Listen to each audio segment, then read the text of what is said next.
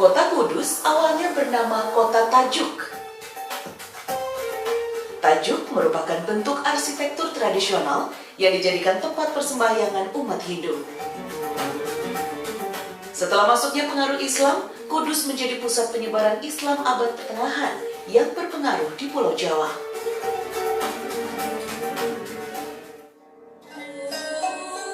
Nama Kudus sendiri diberikan oleh Sayyid Ja'far Shadiq Asmad Khan, salah satu dari 9 wali yang lebih dikenal dengan sebutan Sunan Kudus. Sunan Kudus adalah putra dari Sunan Ngudung yang lahir di Al-Quds, Palestina dan merupakan keturunan ke-24 dari Nabi Muhammad SAW.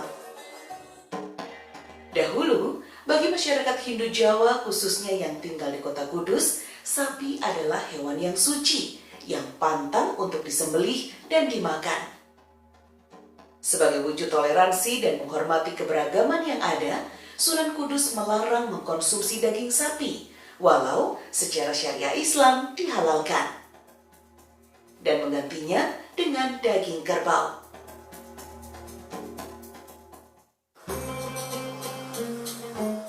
Wujud akulturasi budaya yang juga diwariskan Sunan Kudus dalam bidang arsitektur adalah Masjid Kudus yang disebut juga Masjid Al-Aqsa.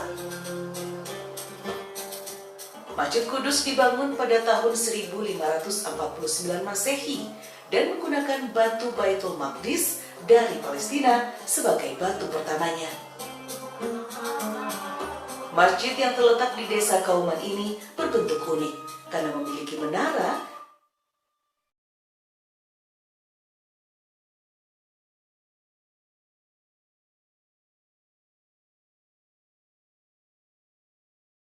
Assalamualaikum warahmatullahi wabarakatuh. Waalaikumsalam warahmatullahi wabarakatuh. Bernyanyinya alhamdulillah luar biasa, Allahu Akbar. Baik, sebelum mulai pembelajaran pada siang hari ini, Ibu akan presensi terlebih dahulu ya. Mbak Nisa, Mbak Widya, Mbak Ana, Mbak Puspita, di semua ya. Ya. Pembelajaran anak baiknya kita berdoa terlebih dahulu. Ketua kelasnya siapa, mohon dibimbing berdoa. Siapa doa mulai. Bismillahirrahmanirrahim. Raditu billahi rabba wa bil islami dina wa bi Muhammadin nabiyyan wa rasulah. Rabbi zidni ilma warzuqni fahma. Amin. Sebelum pembelajaran Anda masih ingat nggak wali songo itu artinya apa? Wali Ya. Di sini kita akan membahas dari salah satu wali songo yang bernama Sunan Kudus. Sunan Kudus ini nama aslinya Ja'far Shadiq Asmad Khan. Ayahnya itu nama aslinya Raden Usman Haji bin Ali Murtado atau sering disebut dengan Sunan Ngudung. Ayahnya ini saudara kandung dari Sunan Ampel. Kemudian ibunya itu bernama Dewi Ruhil atau sering disebut dengan Syarifah. Sunan Kudus ini sudah pasti mempunyai wilayah dakwah di Kudus, Jawa Tengah. Anak-anak, tahukah kalian kalau Sunan Kudus ini mempunyai ilmu yang sangat luas tentunya. Beliau belajar dari orang-orang ataupun ke daerah-daerah lain yang tujuannya itu untuk mempelajari agama Islam. Yang pertama itu belajar dengan ayahnya sendiri, Sunan Ngudung. Kemudian yang kedua itu dengan Kiai Telingsing, seorang Cina Muslim yang bernama Asli Delingsing.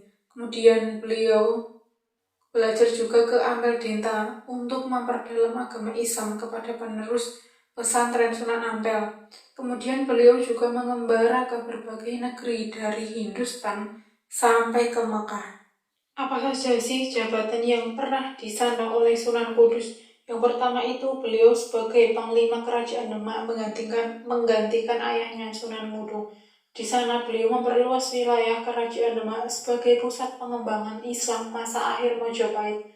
Kemudian yang kedua, beliau menjadi Imam Besar Masjid Agung Demak. Setelah beliau menjadi Imam Besar Masjid Agung Demak, beliau mengundurkan diri dari Imam Masjid Demak tersebut. Kemudian beliau diangkat menjadi seorang qadhi atau hakim. Qadhi atau hakim itu jabatan di Kesultanan Demak yang lebih tinggi dari jabatan Imam Masjid. Namun pada saat pecahnya perselisihan di Kerajaan Demak dan wafatnya Sultan Trenggana, beliau memutuskan untuk pindah ke Kudus dan mengembangkan dakwah Islam yang ramah. Di Kudus, Sunan Kudus itu tidak lagi disibukkan oleh urusan pemerintahan, sehingga bisa fokus dalam menjalankan dakwah Islam dan menyebarkan agama Islam. Sikap positif dari Sunan Kudus yang pertama, pemberani. Ia menggantikan ayahnya Sunan Mudu yang gugur di medan perang.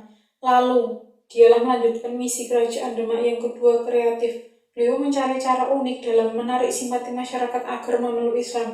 Yang kedua, beliau seorang seniman. Sunan Kudus menyisipkan ajaran Islam melalui isi tembang sehingga dengan mudah diingat oleh masyarakat.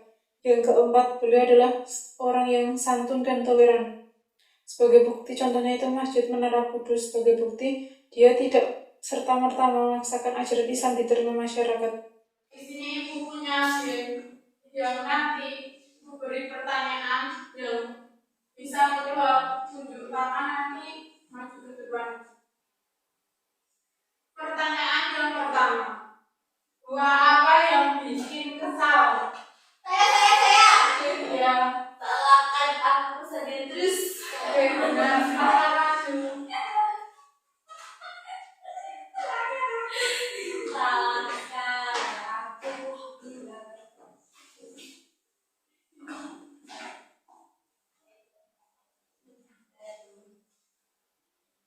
Kapan dulu?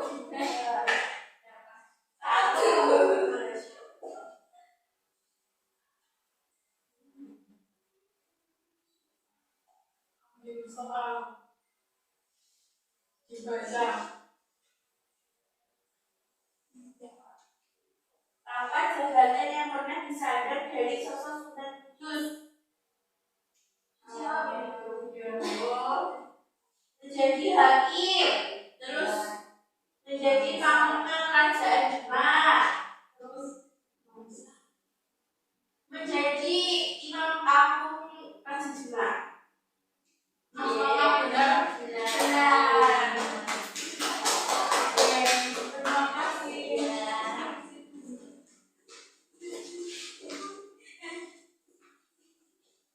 Pertanyaan yang kedua. Air apa yang paling berani? Air terjun. Ya benar. Masuk ke depan. Air itu berani terjun.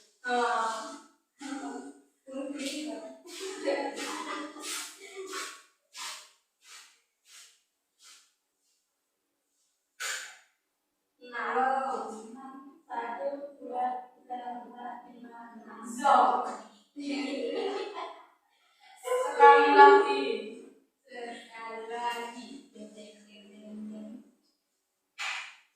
Dua, satu, dua. Ambil soalnya.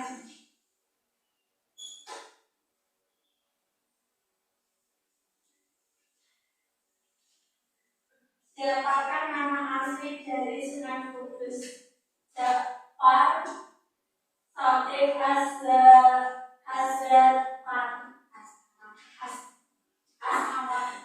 As'awakan. Benar. Terima kasih.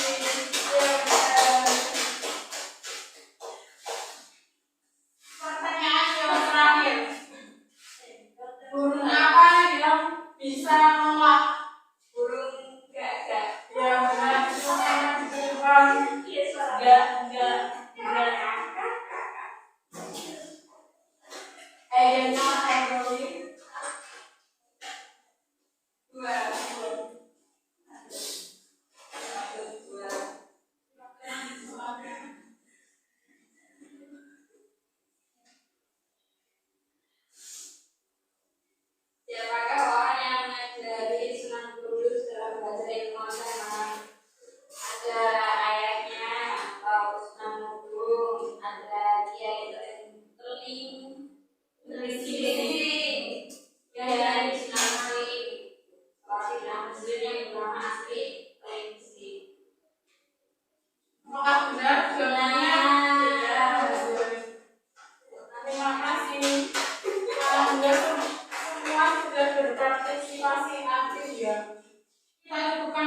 dahulu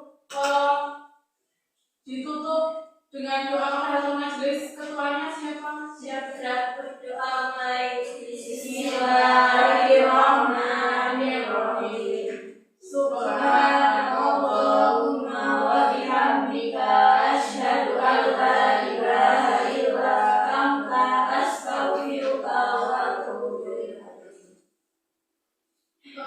Oh iya, lupa nanti kalian buka buku paketnya halaman 150 ya.